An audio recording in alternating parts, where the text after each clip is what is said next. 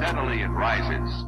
Hey, it's ODB, the Lincoln Addict, back with another, dare I say, episode of Lincoln Addict Podcast. Thanks so much for coming back and continuing to consume this content. Many of you have been with me or have listened to all of the episodes or been with me since the beginning. I can't thank you enough for that. It's hard for me to realize that half this year has passed by, and I constantly think about I'm trying to produce this new content. And one of the challenges that I have is just sometimes I love to pull together details, right? And sometimes I kind of feel like I'm maybe overthinking some of what I'm trying to pull together. But at the time of this recording, which is July 22nd, it clicked today. I finished some of the content that I wanted to cover. So I said, hey, let's go ahead and record and get this out. I promise as I go forward, the episodes will come more steady because some of the content that I've been stacking is going to allow for me to cover different things, a lot of literature that I've been collecting for many, many years. And 64, which if you saw the thumbnail on YouTube or possibly through a podcast app, this episode is about the aesthetics of the 64 Lincoln Continental. 64 is arguably my favorite year. It's like picking children, I think, is what sometimes, hey, what's your favorite child? If you've got more than one, it's like, man, 64, 65, really a close tie because they're so similar. But I think I would pick 64 to edge out 65 just because I like how the front fenders don't have the turn signals in them. So maybe that's that one little deciding factor. But rest assured, on this episode, I'm going to talk about the exterior design aesthetics. Say that 10 times fast. And again, if you're watching on YouTube, I'm going to bake in kind of the presentation, but I'll try to overlay some photos and things like that to really make it entertaining as I can.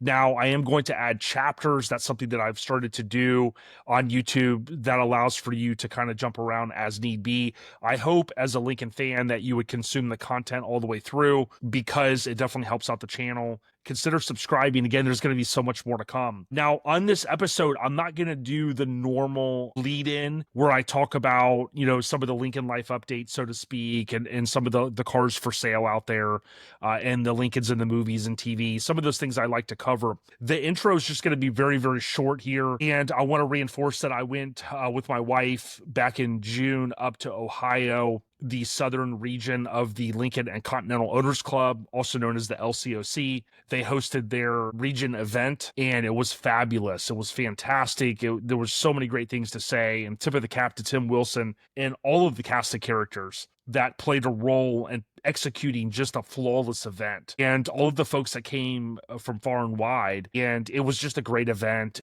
I would encourage you, if you are looking into buying a Lincoln or maybe you own one and you've never heard of, you can go to, I believe it's lcoc.org, or just Google or internet search LCOC and consider becoming a member. They do a lot of great things. And if you're looking to potentially fly to a new city and stay at a really nice hotel and take part in some different excursions and whatnot, that's certainly something that you should look into. Many great people. Tip of the cap. Now, I am wearing my Superman shirt. Obviously, the new film came out, so I did see it. I'm not going to cover that here, but I would encourage you. I have another podcast, which is titled OUR Lifestyle Podcast, and it centers around much of the things that you see around me in my studio here, from pop culture to mini trucks, to music and old school BMX and so many more things. But definitely love the new film, and I'll talk more about that, I'm sure, on OLP. But on this episode, I want to jump right into the 64 Lincoln Continental exterior design aesthetics and more. The majority of this presentation is going to be talking about the outside. So if you know me and you know Lincoln Addict in terms of the social media presence I have, for the most part, I post 61 through 69 Lincolns, right? That family, that decade, if you will, which is just very distinctive, and many of us love it. You have a different car in the 50s, you have a totally different car in the 70s, right? As you would expect. But the 60s are definitely where my focus is. And I started with 61, 62, 63. And this has been a fun one to pull together. I think there's going to be a few things, even for folks that have been around these cars a long time, they're going to scratch their head and go, wow, I didn't think of that. Or wow, I didn't know that. And one of those topics is the flat glass. We've often heard people talk about why did they go to flat glass in 64. I have a little bit of a, if it was in music, we would call it a deep cut. But I found a little bit of a deep cut, if you will, as it relates to not a quote, but something in a publication from that era that talked a little bit about why they went to flat glass. So I'll be curious to see if you guys can corroborate that, or if you think that was just kind of pulled out of thin air. But the 64 Lincoln Continental exterior design aesthetics and more.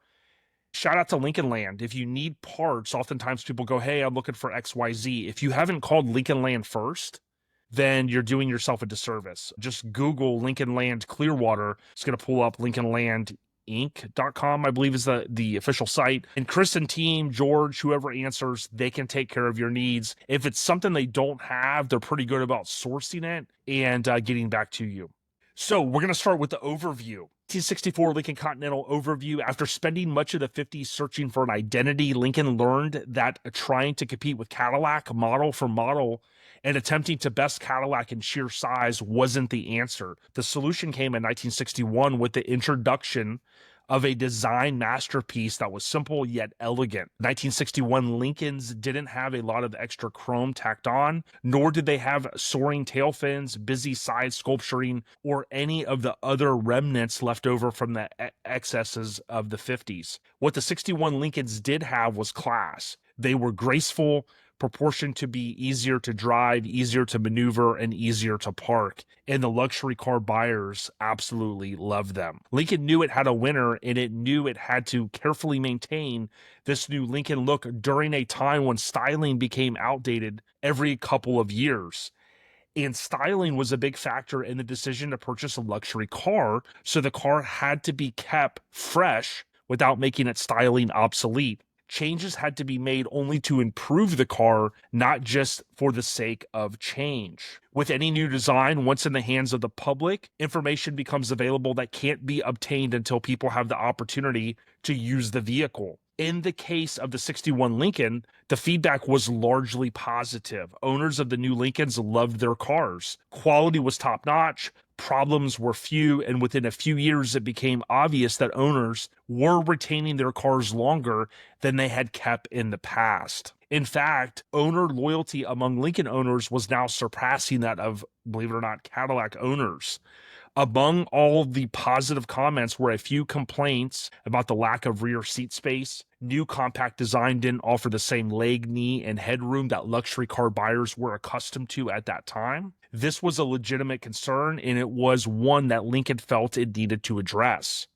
Very cautiously, Lincoln increased the wheelbase and lengthened the body to provide more room in the rear seat area. The roof of the car no longer sloped inward, and the curved side glass was replaced with flat glass, allowing the roof structure to be modified to provide more interior headroom. Initial concerns that the flat glass and wider roof would tarnish the looks of the car were eliminated when a 61 model was modified with flat glass and parked next to a stock 61 with curved glass. The benefits were immediately obvious, and the classic Lincoln look was intact. Plus, flat glass was less expensive, so there was a cost savings as well. Lincoln immediately promoted its new interior spaciousness, and print ads emphasized the substantial gain in rear seat leg room and seat, leg, and knee room. Photos were shot to show how easily one could stretch out their legs with room to spare. These changes resulted in a sales increase of 5,079, which was about 16%. That included limos. So 5,079 cars for the 64 model year. Not a huge amount, but this was the fourth year for this body style, and that was stretching it at that time. Lincoln's competitors, the Cadillac and Imperial, both exhibited 64 styling that was heavily influenced by Lincoln. Cadillac updated its new for 63 styling, which was very subdued compared to what it ended the previous decade with. Minor updates to the grille, front parking, and signal lights, and the rear tail lamps and bumper were all that was necessary, as Cadillac was maintaining its clear lead over its competition. The 1964 Imperial came out with all new styling, very much influenced by Lincoln due to the fact that Elwood Engel had left Lincoln to take a job at Chrysler, replacing Virgil Exner. One of Exner's favorite styling touches was soaring tail fins in the rear, a design that Ingle didn't embrace. One of Ingle's first duties at Chrysler was to see to it that the tail fins on the Imperial were chopped off. That happened for 62 model year. The sales improved considerably. Ingle's first complete new design for the Imperial was the 64 model year, and not only did the Imperial have clean lines and elegantly restrained styling, it also had a simulated spare tire shape in its deck lid. The Lincoln styling trait was not used on contemporary Lincolns, but the Imperial looked good with this design, and it was a good replacement for the discontinued, quote, flight sweep deck lid, end quote, design, which placed a round design on the top surface of the deck lid on Chrysler models, complete with simulated wheel covers. While production of all top 3 luxury cars showed an increase in 64, none of them built significantly more cars. Although 64 would become Imperial's second best sales year ever, placing it behind the record 1957 model year, Imperial's overall sales, however, were still far behind those of its rivals. Okay, so getting into continuing the overview, the Lincoln Continental incorporates significant increases in interior spaciousness and luggage capacity for 64. While continuing its classic styling theme, the 64 Continental was increased 3 inches in overall length and wheelbase. The Continental roof is 5.4 inches wider in 64, providing the car with a new styling flair in addition to increased headroom in both front and rear seats. The car has a longer profile and is enriched with a new grille, extensive body, sheet metal, and exterior ornamentation. The luggage capacity was increased by 15%, and that's part of the press kit that I own. Now, if you've watched this channel for any length of time, you know I love to talk about the production numbers, and I've broken this down. In 63, there were 31,233 units produced. In 64, that rises to 36,312. It's still technically the 4th generation Continental. There's a small incremental increase from 62 to 63 versus 63 to 64. And you can see from 63 to 64, as I mentioned prior, 16% increase. Now, where was that broken down? 4,874 more sedans in 64 versus 63. And you can see there are only 194 more convertibles in 64 versus 63. Now, did the restyling changes help? I would say yes. For the 4th generation, quote, slab side Lincoln, styling was still obvious from that 4th gen. You know, folks may have said, hey, wow, now that we've got the extra leg room, we'll go ahead and splurge for it. It's hard to kind of say, but I would say overall, obviously, if you're Lincoln, you want to increase your sales. Okay, the press kit, I'm not going to cover a lot on this slide, but it was introduced on October 2nd, 1963 in Lincoln Mercury dealerships. Oftentimes I'll have folks go, how do you know some of these dates? Well, we have to look back at the facts from that era. And this is part of my collection, the 64 press kit. And I've talked a little bit about in the past, those press kits were sent out to the press, if you will. And that was the information that they utilized well before computers to determine when their stories could hit their local newspapers and things like that with embargoes and whatnot. Again, this is part of my collection here. You'll see the folder in the middle, and on the left, you've got the 8x10 photo of the sedan. It's very hard to find, photos of these cars brand new, and these would have obviously been like, this press kit would have been, photos of some of the first off the line, right? For the most part. Then you have on the right side, you have the convertible. Very similar to what we saw in the previous years. If you look up the press photos, they're white Lincolns, black and white photos, obviously, but just very iconic styling. One excerpt that I have here is the roof is more than 5 inches wider. We'll talk a little bit more about that. And I mentioned that they were similar to the previous year press kits. A little bit more of a breakdown here. Again, this is in 4K in case you needed to pause this so that you could look at some of the other information there. It talks about on the left, the Continental roof, 5.4 inches wider in 64. That's something that's not often talked about. Of course, most people, even very casual individuals, know of the 3-inch increase in length in 64. It's kind of just a well-known fact. And that reinforces that they did a great job reinforcing that, if that makes sense. So identification, I've mentioned this prior. So for anybody that's looking for, to learn a little bit more about these cars, I encourage you to purchase a service manual. The originals are available. Typically, you can get the reprinted ones as well. But all of this stuff is broken down right here, believe it or not, maybe right under your nose, if you will.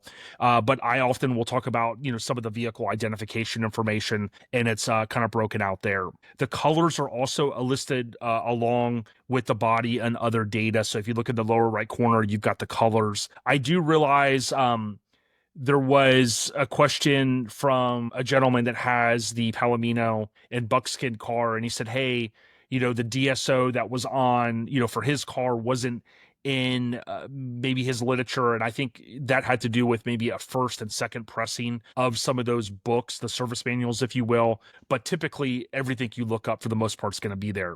The VIN is also stamped, for those that do not know, it's stamped in the front passenger side apron. Okay, so what I've done in the past with the 61, 62, 63 is just kind of showed some different photos, and forgive my typo there at the top. Let's go ahead and fix this real time.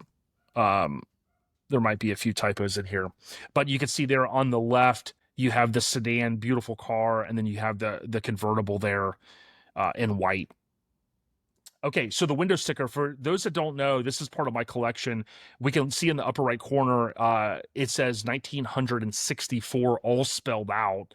And we can see under the Lincoln Continental logo there, America's most distinguished motor car. And we can see all of the features. Now, if someone were to ask me off the top of my head, tell me all of the included features, some of this stuff, they really, I think, kind of extend a little bit to go, wow, like, this is a quote feature. But you got to remember, in this era of 1963 into 64, cars were way different. They were very, very tamed down, I think is the word. Probably a more elegant way to say it than that. But, basically, you go power steering. Yeah, not all cars had power steering. So that's what you kind of get there. And that is an unpeeled copy of the window sticker. Okay, the dealer brochure. So I'm covering this because I feel like it kind of comes into the overall fold, especially as we talk about the exterior design. On the right, you've got the larger image, but new size, new styling, unmistakably Continental. The classic profile has been lengthened to provide you with greater interior space and comfort. Based upon what I understand with user feedback and, bringing in some of the clients that already own these cars, these folks that, had $6,500, $7,000 that were buying these cars in that era, and they were toting around their friends and whatnot, their friends may have said, hey, listen, some of the feedback is, we want a little bit more space in the rear. And Lincoln listened. I'm always curious because they talk about, some of these designs or retooling were like 3 years ahead of time. So, was it early in 61 people started saying that, and then Lincoln was already listening and they were going, okay, well, let's, we can't change it for 62, maybe not for 63, but we'll change it for 64. Like, I'm wondering how quickly they made that decision to say, hey, 64, we're going to lengthen the car. Here we see, and these are just literally, if you had this in front of you and you were flipping through it, you can see there on the left is the convertible, just a beautiful imagery from that era. And then, of course, on the right image was used also in smaller literature. I want to say it's an ad from that era it's that same photo, but it's shrunk down to like a Reader's Digest back cover, if you will. And then here we can see some of the, it talks about on the left, you've got the grille. They're highlighting some of the things I'm going to talk about. You see there where it says the rear window too is higher and wider. That had to do with the restyling of the roof in the car. You will notice the many refinements in styling. Although I would say as a hardcore fan, a Lincoln Addict, yeah, you're going to pick up on some of that stuff, but some of it's so hard to notice even side by side when you're looking at these cars. On the left and the right is kind of talking about the interior spaciousness. The only reason I wanted to hit upon this is, again, on the right, within the Continental is much more spacious and luxurious. And so it just kind of talks about the extra added legroom, some of the interior things that it touches upon there, some of the features, things I'll cover in the future. But you can see here, bottom line is just a beautiful sunset style photo there on the right and on the left. Pretty cool stuff. Love seeing this from this era. Again, it's very, very tough to find photos of these cars when they were brand new. We just people didn't have cameras like they do today. I want to take a quick moment to thank our title sponsor, Devious Customs. If you're looking to customize your Lincoln, or maybe you're even just looking for some replacement parts like window switches, hit up deviouscustoms.com and let Jeff and team know that Lincoln Addict sent you. Okay, and then this just kind of closes out the brochure. One thing to note is this brochure was larger than in the past. And on this last page here, the inside of the back cover, it talks about some of the key things, and that would have been also highlighted in the dealer version of this. I recently acquired a dealer version of this same pamphlet, and it's literally the same. However, on the inside, there's like these little half pages that have some of these key call outs. So as the dealer was sitting back and he was also looking at it and he was trying to sell, the family on it, he'd have some key kind of call outs to mention. And this is the back cover. So this is the meat and potatoes here, the 64 Continental updates and changes verse 63. This is what I really like doing. So we can see here the side glass was flat and it's no longer curved. So on top, you've got a 64. This is from the brochure, and then the same thing on the bottom. I believe that was the brochure or an advertisement.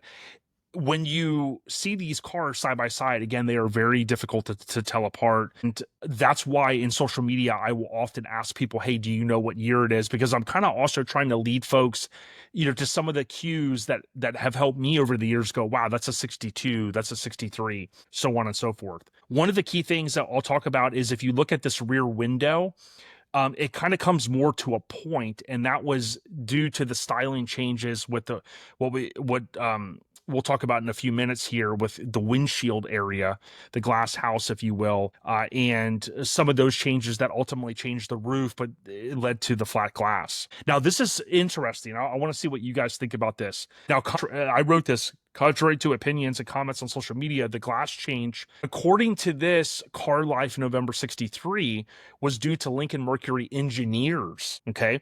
This excerpt where I've pointed out says curved side windows had been discarded in favor of straight glass, a move dictated, get ready for it, because weather sealing and wind noise were not up to Lincoln Mercury engineers' standards of luxury. Now, that's the only place I've ever seen this mentioned. And I've seen, I have something in the appendix of this presentation where, people talk about, there's different theories, right? But all I can tell you is this is of the era. Car Life was a respected publication, and that's what's out there. So I'd love to hear from you. So many folks say that the curved glass was more elegant. It was more stylish. A lot of folks that had a 61 through 3 aren't as big of a fan as the flat glass. To me, I don't usually think that much into it. It was obviously a change that was made, and I really love the 64, but I'd love to hear from you. Extended. So the length, extended 3 inches, as it's well documented. And one of the facts that most tend to know about. So even a casual person maybe commented on Bring a Trailer or on a YouTube video, they'll say, wow, yeah, 64, I liked it because it had more leg room. And these are the same images from prior because it kind of just reinforces. I know I don't have an image on top with the rear doors open, but you can just see inside this glass that it's a little bit more spacious. And if you've ever sat in a 63 versus a 64 or vice versa, then certainly you know that there is a little bit more room. There's also more knee room in the front. Again, I'm talking mostly about the exterior changes and the look and feel of these cars with this video, but it is worth noting. Now, in this same Car Life publication, this is probably something that people skip a lot. Now, I'm not a design engineer, okay? And I do like numbers, but I will tell you, I'm just reading from the excerpt. So the greenhouse, a reduction in the, quote, tumble home angle, end quote, belt line to roof by 9.5 degrees to 14 degrees, and increasing the roof panel by 5.4 inches in width and 3 inches in length. Accompanying the side glass change results in greater headroom and shoulder room, and that should be end quote. Now, I could tell you this, what do they say? A picture is worth 1,000 words. If you look at this image, this was fantastic. This is one of my favorite things about this Car Life November 63 is it has a drawing. Okay. And this drawing talks about the Lincoln Continental greenhouse in 63 is the dotted line. That's what you need to know. So all of that mumbo jumbo that I just read that may make sense to you. Bottom line is you got a little bit bigger greenhouse, and you can kind of see that if you've been behind a 63 versus a 64, they just kind of seem like they're a little bit more tight. And that was, obviously updated in 64. Okay, the fuel filler. I almost forgot to put this in the presentation. This is where I rack my brain on things like, wow, how could you forget that, Jay? But in 64, this is an NOS rear quarter panel. The quarter panel is now the home of the fuel filler. If you've been watching these videos, in 61, 62, and 63, it is in this rear deck lid area. It's hidden. I think it's a little bit more gracious in those earlier year Lincolns. Why didn't move? We know, I think the biggest thing is we know in 61, 62, 63, the gas tank location's in a little bit different spot. The spare tire is in a little bit different spot. I think with the styling, probably extending the car a little bit, they redesigned some stuff. They said, hey, we can put the spare tire in the spare tire well. We can, kind of change this around a little bit. And that's where you get the fuel filler that's coming out on the driver's side, not in the rear of the car. Which do you prefer?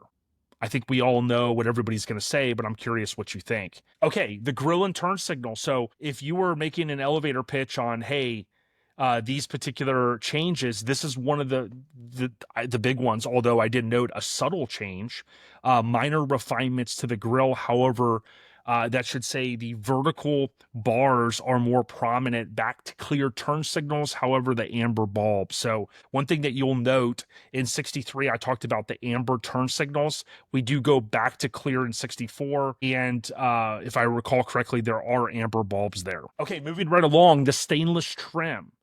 Okay, this is one that took me a while for it to register in my head over these years, but basically this is a photo of Tim Wilson 64, and I know it's not the perfect photo, but what I want to hone your attention to is right here at the lower portion of the front fender, and it's also, trust me, it's on the rear quarter panel as well. You have the stainless trim. That doesn't appear until 64. So in 63, if you take a look down here at this beautifully restored car, I do realize it has the wide white walls on it. Yes, I understand. But the stainless trim is not visible on the front or rear because it was not there prior to 64. Okay, rear window to roof. Okay, so I kind of hinted at this already. I don't want to spend a lot of time on it, but you've seen some of the changes that I've referenced.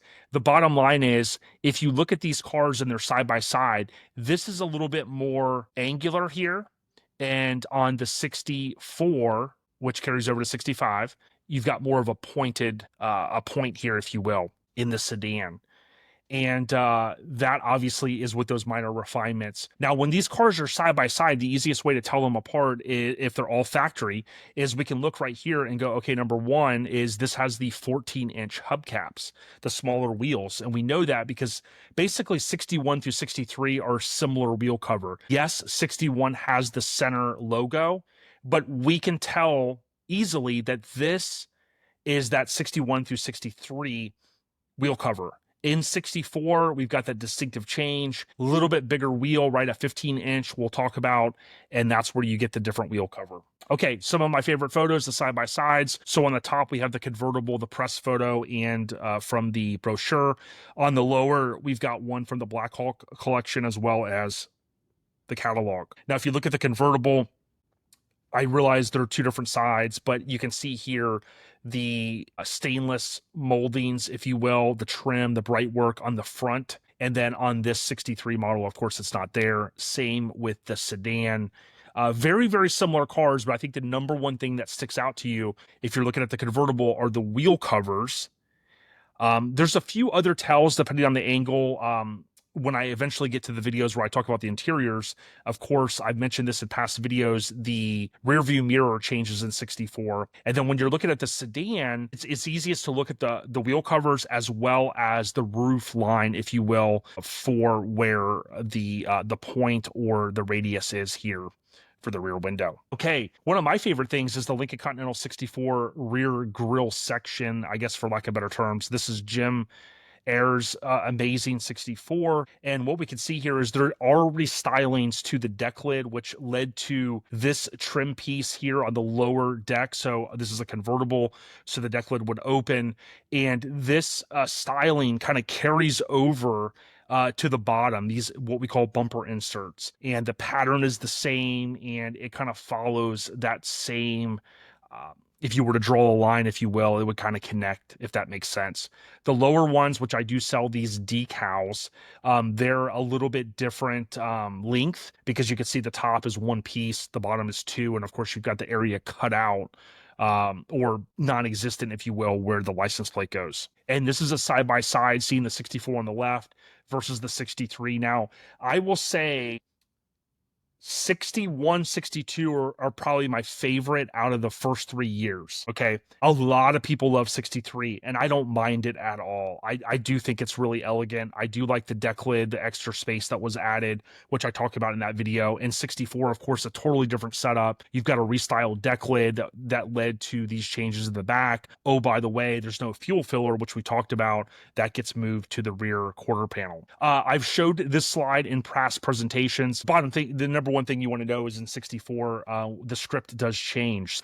You kind of had a very similar script in 61, 2, and 3. 64 all the way, I'll go ahead and spoiler alert, to 73. It stays with that Continental scripting. The wheel covers. So this is something interesting you may not know, but we all probably know in 64, the wheel covers change, as I had mentioned. This was one of the better photos that I had handy. This is one of my wall hangers. This is not a perfect wheel cover by any means, but it kind of gives you the idea. You can clearly see the difference between 63 and 64, and we can see, okay, the black is painted on there as well, and you've got, for your tire inflator, you've got the hole cut there.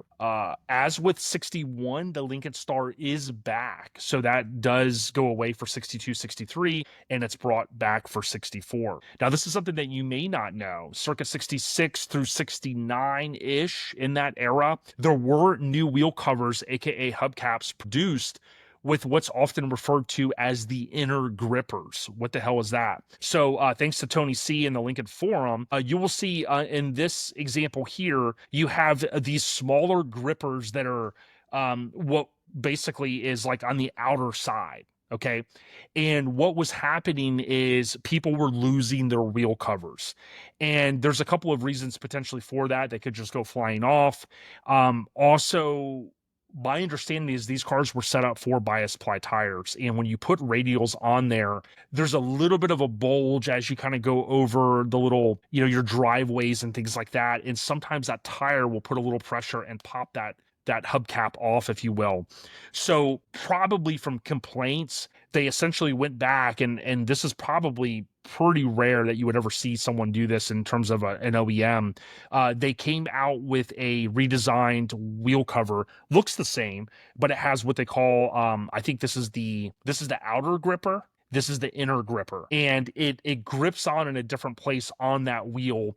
And you may not know that. So, check it out. Maybe you've got some extra wheel covers, flip them over, and you'll kind of see this one here on the right is a image of the back. So you can see it's more on the, I want to say this is more of the inner gripper because it's in a little bit. This is all the way on the out. So either one, you get the point. Okay, so this was from Steve K in the Lincoln forum. This was an old original spare tire, Goodyear Power Cushion 9.15, 4-ply white wall tire. It's a 1-inch white wall. The reason why I want to talk about this is Jim Ayers came through in the past. For those wondering, we realized by 62, Lincoln had kind of abandoned, if you will, the wider white wall tires. That styling was out, as we talked about earlier with the 50s. And Jim Ayers says, my friend took the measurements from this original spare. He determined the width of the white wall, for anyone asking, is just under an inch at 29 32, and it's 1 3/16 from the wheel. So, there's, if you were looking to really, really dial in, there would be some good information for you. Okay, so the road test, just a couple of excerpts here. You could find these on eBay, Motor Trend, April 1964. And the summary here is Lincoln Continental owners pay a premium price for their transportation, but our opinion is that they got their money's worth. It's a fine automobile in every way. I believe I took that directly from this one today at some portion in here. And this piece here was Lincoln's first major dimension change since 61, gives the Continental more room, more luxury for 64. You'll often see Bob McVeigh. He was the assistant technical editor, and they do these different tests. This is how they would test how quickly the car could break and things such as that. On close inspection, owners will notice something new about the tires. They're bigger, 9.15 by 15 inch, on a quote low profile design that puts more tread on the road. Again, 15-inch tires, the main thing you want to know. Familiar hood ornament, Continental trademark, adds to the overall appearance of quality and tastefulness of designs. Just the great articles from that era, kind of gives you a little bit of insight. And then rounding it out with the specs, you had a basic price of $69.19, so just under $7K. Prices tested almost $7,700. Where does the extra money come from? Well, the AC was $504. The tinted glass was $53.65, and I think that was either required or you had to have air conditioning. Door edge guards was $690, and then the transportation fee, believe it or not, dealerships have been charging this for 60 plus years, $205. 12.1, 0 to 60 seconds. Okay, paint codes. So there's 19 total, although one is discontinued off the top of my head. What you want to know is if you look at the star, that is the new color for 64. So I don't want to read all of those, but there's 13 new colors. You also have the buckskin, as I've often talked about, which is code G. That was discontinued on November 25th, 1963. It was replaced by burnished bronze metallic.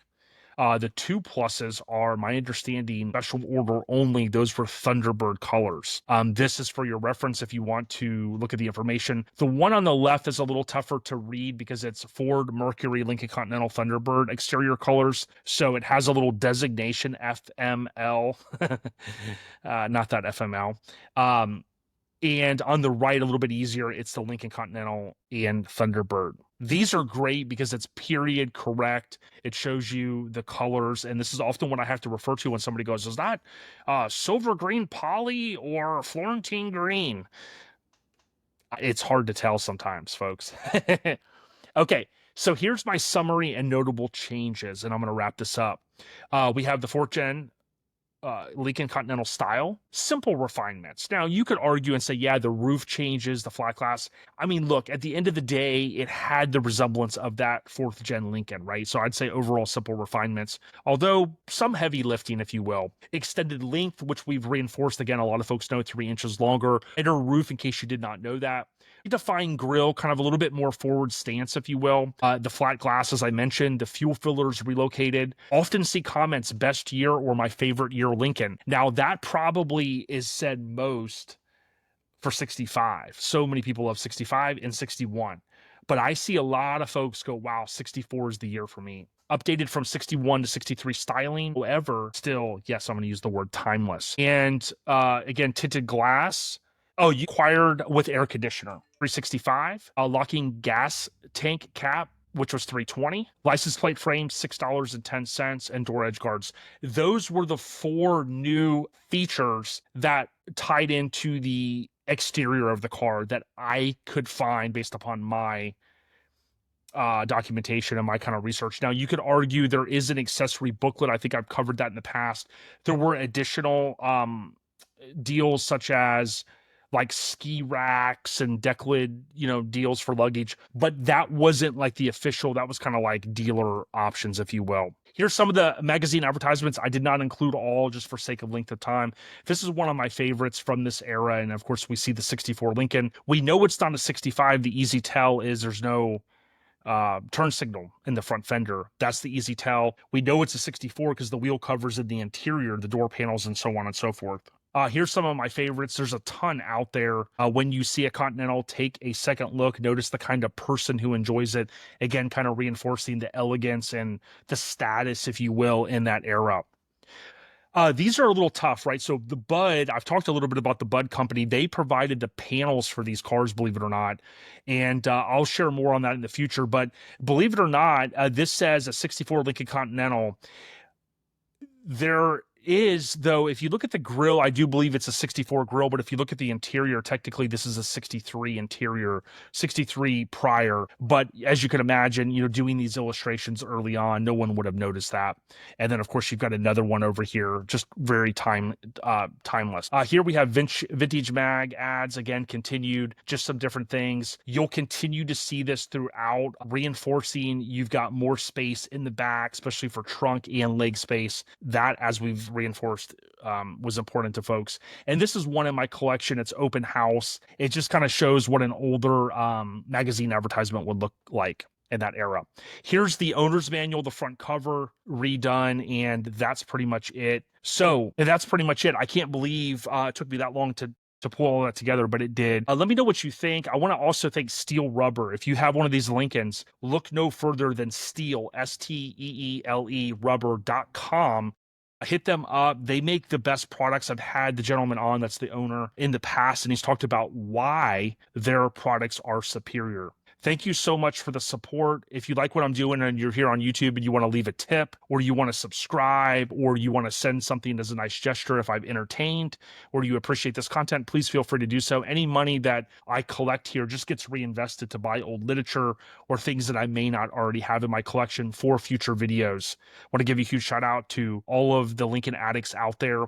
You know who you are. Thank you so much. ODB, we out of here. Peace. To L.A. where the players play, and we ride on the things like every day.